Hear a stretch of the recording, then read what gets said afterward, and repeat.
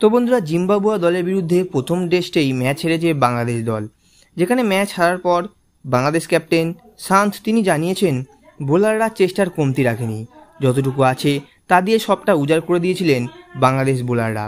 জেতা হয়নি তবুও, তবে ব্যাটাররা আরও কিছু রান করতে পারলে হয়তো ম্যাচটা আমরা জিততে পারতাম।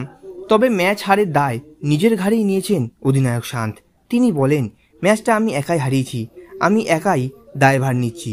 জিম্বাবুয়ের বিপক্ষে 2 ম্যাচ সিরিজের প্রথম টেস্টে বাংলাদেশ হেরেছে 4 দিনের মাথায়।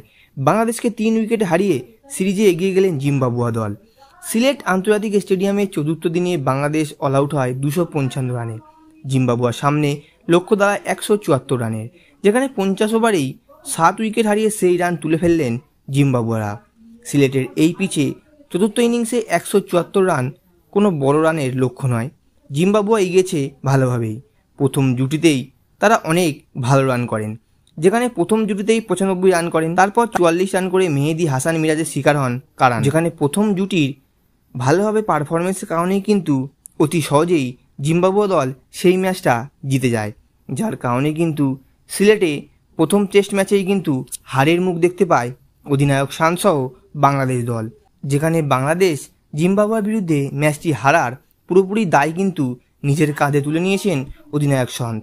এখন দেখার বিষয় এটাই, দ্বিতীয় টেস্টে জিম্বাবুয়ে দলকে হারিয়ে সিরিজটা ড্র করতে পারে কিনা বাংলাদেশ দল। তো বন্ধুরা, এই ছিল আজকে ভিডিও, এবং এই ভিডিওটি ভালো লাগলে ভিডিওকে লাইক, শেয়ার এবং আমাদের চ্যানেলটিকে সাবস্ক্রাইব করে আমাদের পাশে থাকবেন। তো ধন্যবাদ।